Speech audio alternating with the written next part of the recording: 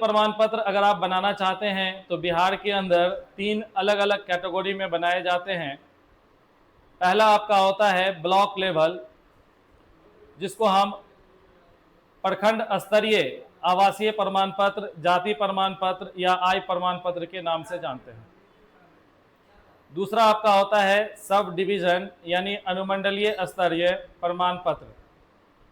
अनुमंडल स्तर का भी आप आवासीय प्रमाण पत्र या जाति या आय प्रमाण पत्र बना सकते हैं, लेकिन अनुमंडल स्तरीय बनाने के लिए आपको सबसे पहले प्रखंड स्तरीय या ब्लॉक लेवल का बनाना ज़रूरी होगा, क्योंकि ब्लॉक लेवल के आधार पर ही अनुमंडल लेवल का जाति आवासीय आय अप्रूव किया जाता है। और तीसरा स्तर हमारा होता है जिला स्तरीय यानी डिस्ट्रिक्ट लेवल। और डिस्ट्रिक्ट लेवल का बनाने के लिए आपको सबसे पहले अनुमंडल लेवल का बनाना पड़ेगा। तो 3 स्तर के जातीय, आय और आवासीय प्रमाण पत्र हम बना सकते हैं। आज हम लोग ब्लॉक लेवल यानी प्रखंड स्तरीय बनाना सीखेंगे। इनके लिए सबसे पहले आपके पास 3 दस्तावेज मिनिमम होने चाहिए। अगर ये 3 दस्तावेज पहले से रेडी नहीं है तो आप जब अप्लाई करना शुरू करेंगे और उसके अंतर्गत जो टाइम बाउंडेशन दिया है, उस बाउंडेशन के अंतर्गत अगर हम अपने टास्क को, अपने फॉर्म को कंप्लीट नहीं करेंगे तो हमारा सेशन एक्सपायर हो जाएगा और उसे हम कंप्लीट नहीं कर पाएंगे। इसलिए जाति आवासीय आय, एनसीएल या फिर ईडब्ल्यूएस सर्टिफिकेट को बनाने से पहले आपके पास 3 दस्तावेज होने चाहिए। ये 3 दस्तावेज सबसे पहला आपका है, आपके कंप्यूटर में डाउनलोड होना चाहिए। हमने यहाँ पर डाउनलोड करके रखा है पहले से। डाउनलोड नाम के फोल्डर को हम ओपन करते हैं। सबसे पहले दिस पीसी में गए। दिस पीसी के अंतर्गत यहाँ आपको डाउनलोड नाम का ऑप्शन दिख रहा होगा बाएं साइड में। यहाँ हम डाउनलोड पर क्लिक करेंगे तो इसके अंदर हमें अलग अलग दस्तावेज दिख जाएंगे। हमने अपना आधार कार्ड यहाँ पहले से डाउनलोड करके रखा है, क्योंकि जब हम जातीय आवासीय आय में से किसी भी डॉक्यूमेंट को अप्लाई करना चाहेंगे तो हमसे आइडेंटिटी प्रूफ मांगेगा, और आइडेंटिटी प्रूफ में एक वैलिड प्रूफ आपका आधार कार्ड भी है। तो आधार कार्ड पहले से आपके पास होने चाहिए। दूसरा, आपके पास फ़ोटो होना चाहिए। यहाँ हमने फ़ोटो को भी डाउनलोड करके पहले से रखा है। याद रखिएगा, फ़ोटो का साइज़ मिनिमम 20 KB से ज़्यादा होना चाहिए। 20 KB से अगर कम होगा तो ये भी आपका सपोर्ट नहीं करेगा। और अप्लाई करने के दौरान अगर आप साइज रिसाइज करने की कोशिश करेंगे तो हो सकता है आपका सेशन एक्सपायर हो जाए। इसलिए पहले से 20 KB से ज़्यादा का फ़ोटो होना चाहिए, और फ़ोटो पर आपका सिग्नेचर भी होना चाहिए। और तीसरा, आपको इलेक्शन कार्ड या फिर ज़मीन से संबंधित कोई दस्तावेज, राशन कार्ड, बिजली का वर्तमान बिल और टेलीफोन का वर्तमान बिल में से कोई एक दस्तावेज होने चाहिए। तो हमने यहाँ पर अपने तीनों दस्तावेज को पहले से डाउनलोड करके रखा है, ताकि हम दिए गए टाइम पीरियड के अंदर अपने एप्लीकेशन को कंप्लीट कर सके। हमारा आधार कार्ड है, लैंड रिसिप्ट है और फोटो भी हमारा यहाँ पे रखा हुआ है। तो चलिए हम अप्लाई करना शुरू करते हैं। इसके लिए सबसे पहले हम इंटरनेट ब्राउज़र को ओपन करेंगे। ये हमारा इंटरनेट ब्राउज़र है। इसमें सबसे पहले हम आरटीपीएस के वेबसाइट को खोलेंगे। अगर आपको वेबसाइट का नाम पता है तो आप पूरा यहाँ टाइप कर सकते हैं। अगर आपको वेबसाइट का नाम पता नहीं है तो आप यहाँ पर आरटीपीएस लिखेंगे। ये हमारा गूगल क्रोम का एड्रेस बार है, जो कि एक इंटरनेट ब्राउज़र है। इस एड्रेस बार में हम आरटीपीएस लिखकर इंटर प्रेस करेंगे। जैसे ही हम इंटर दबाएंगे, हमारा आरटीपीएस से संबंधित कुछ वेबसाइट के लिस्ट आ जाएंगे। यहाँ आप स्क्रॉल करके देखेंगे तो बहुत सारे आरटीपीएस के लिंक हैं। इनमें सबसे ऊपर में जो हमारा लिंक है, जिसका पूरा नाम आपका दिया हुआ है serviceonline.bihar.gov.in, ये हमारा ऑफिशियल वेबसाइट है, सबसे ऊपर में आ गया है। हम इस ऑफिशियल वेबसाइट पर क्लिक करेंगे। जैसे ही हम इस वेबसाइट पर क्लिक करते हैं तो हमारा ये आरटीपीएस का serviceonline.bihar.gov का वेबसाइट खुल गया है। इस वेबसाइट के अंदर 2 अलग अलग भाषाएं दी गई है जो ऑटोमेटिक ट्रांसलेट होता है। अभी जो हमने ओपन किया है ये हिंदी वर्जन है, यहाँ आप देख रहे हैं पूरा इन्फॉर्मेशन ज़्यादातर हिंदी में दिए गए हैं। अगर हम इसे अंग्रेजी करना चाहते हैं तो हम अपने स्क्रीन के बाएं साइड में आपको दिखा रहे हैं, यहाँ अंग्रेजी लिखा हुआ है। अगर इस अंग्रेजी नाम के वर्ड पर क्लिक करेंगे तो पूरा कंप्लीट वेबसाइट हमारा अंग्रेजी में कन्वर्ट हो जाएगा। तो आप जिस भाषा में कंफर्टेबल हैं आप उस भाषा का चुनाव कर सकते हैं, हिंदी या अंग्रेजी।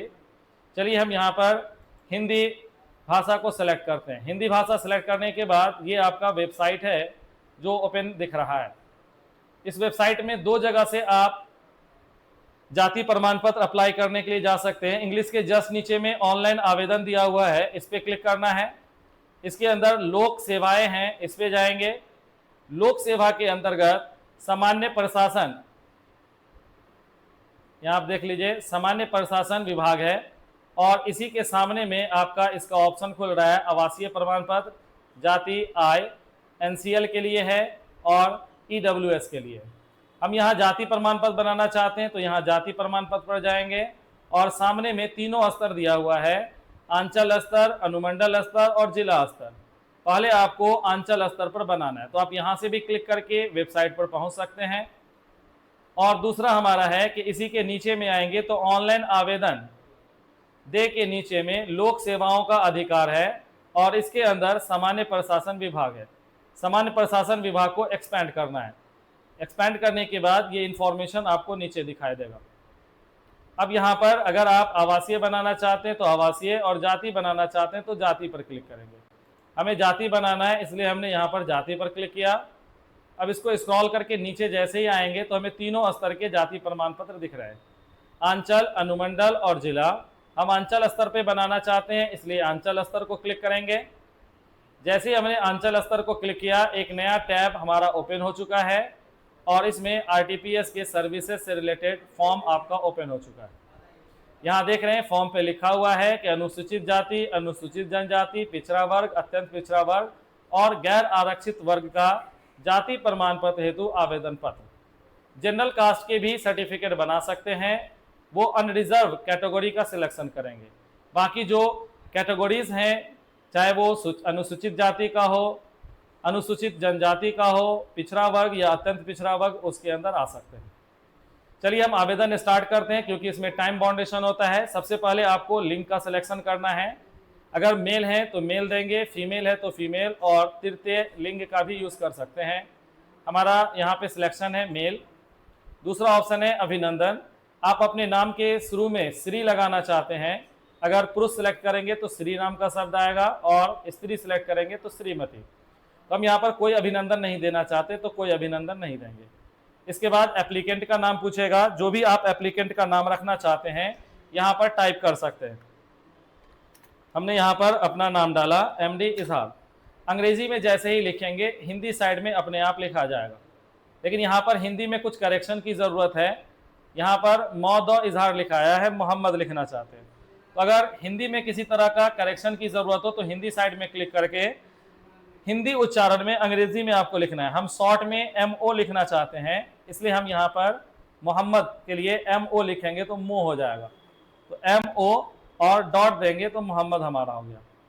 इसके नीचे में सेकंड है फादर्स नेम। हम यहाँ अपने पिताजी का नाम लिखेंगे या जो भी एप्लीकेंट है उनके पिताजी का नाम।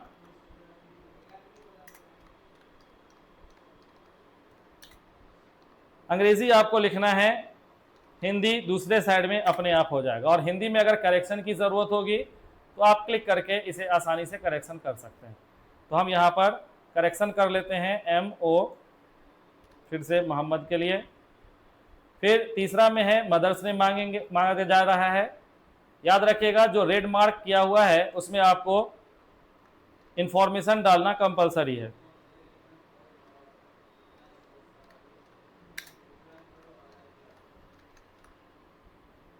तो हमने यहाँ पर अपना नाम, पिताजी का नाम और डेट ऑफ मदर्स नेम डाल दिया।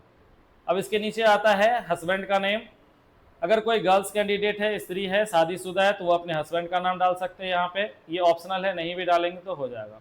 नीचे में मोबाइल नंबर है। ये मोबाइल नंबर आपको ऐसा देना है जिसमें आपको नोटिफिकेशन आएंगे, OTP आएगा। अभी फ़िलहाल OTP देना होगा। तो यहाँ पर हम अपना मोबाइल नंबर भी डालते हैं। अब जैसे ही अगले कॉलम में हम क्लिक करेंगे हमारे पास एक OTP आएगा मोबाइल फ़ोन पे, उस OTP को देना होगा।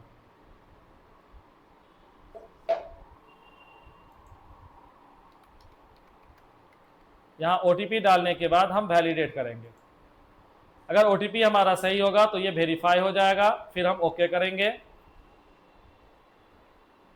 उसके बाद अपना ईमेल आईडी यहाँ पर डाल सकते हैं।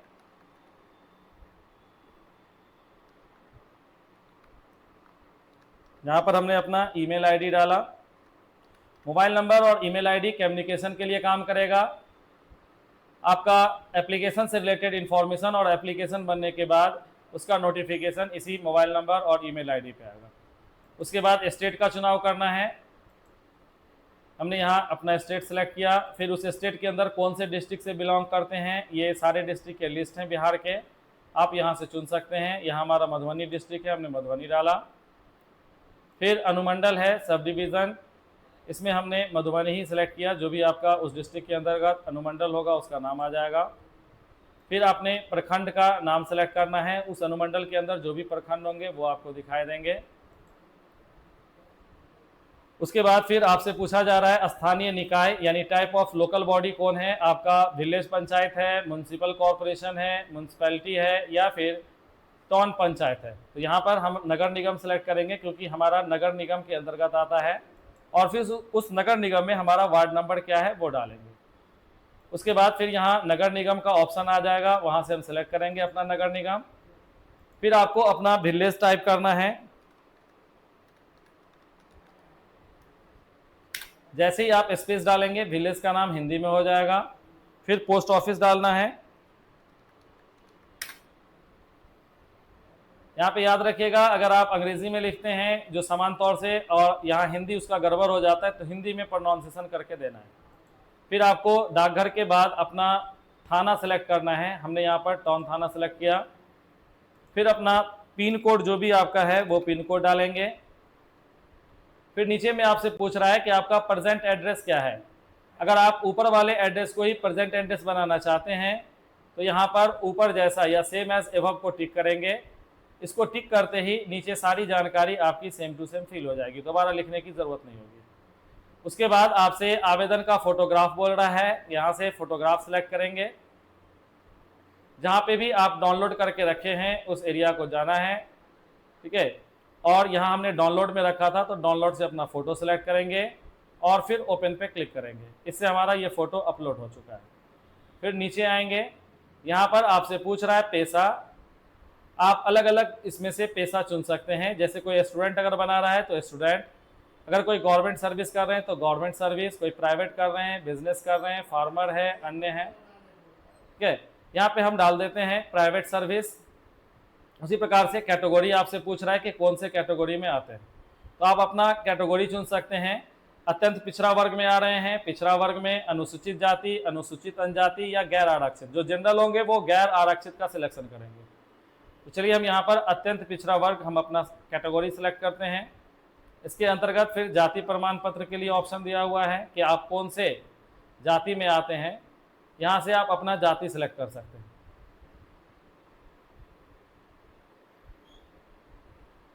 यहाँ पर हमने अपना जाति सेलेक्ट किया।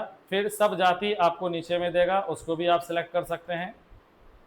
फिर उसके बाद यहाँ पर आपका उपक्रम पूछ रहा है, दोनों का जो नंबर है वो नंबर ऑटोमेटिक आ जाएगा।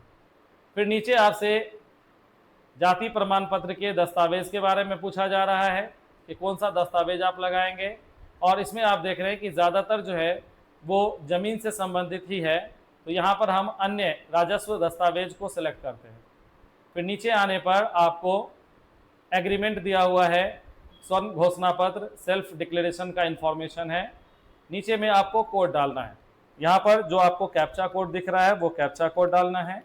और उसके बाद उसके नीचे में आपको प्रोसीड नाम का बटन है, इस पर क्लिक करेंगे।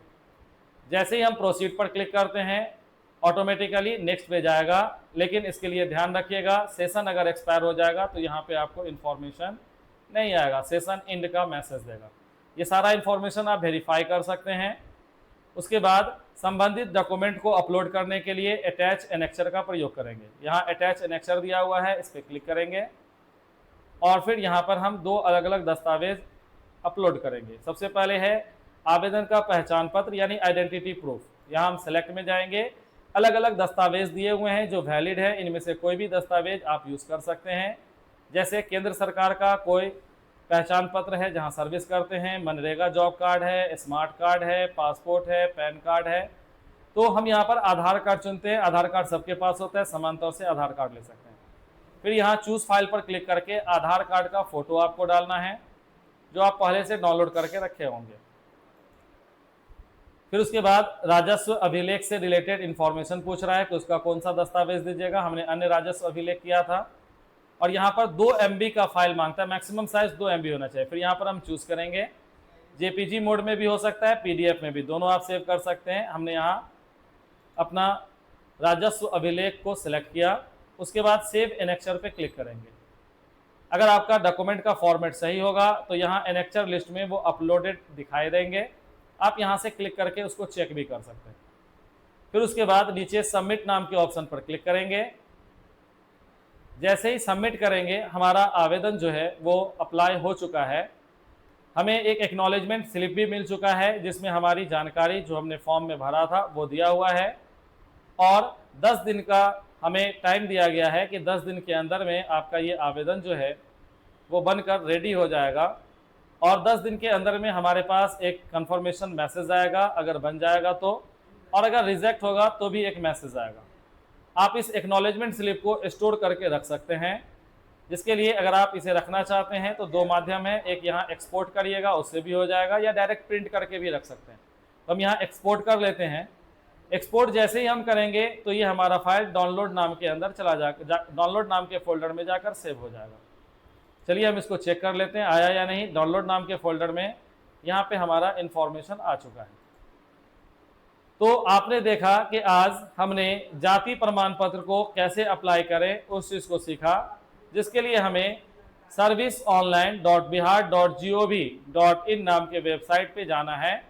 इस वेबसाइट पर हम डायरेक्ट टाइप करके भी जा सकते हैं और अगर आप नाम भूल जाते हैं तो RTPS लिखकर गूगल में सर्च करेंगे और उसमें सबसे ऊपर में जो वेबसाइट आएगा RTPS 3, 4 या 2 करके, और उसके ऊपर में लिखा होगा serviceonline.bihar.gov.in, वहां पर क्लिक करके आप आसानी से इस वेबसाइट पर पहुंच सकते हैं। आज के लिए इतना ही। यदि आपको हमारा ये वीडियो पसंद आया तो आप ज़्यादा से ज़्यादा लोगों तक इसे शेयर करें। हमारे YouTube channel Genius of Next Gen को सब्सक्राइब करें, हमारे वीडियो को लाइक और शेयर करें। आपका धन्यवाद।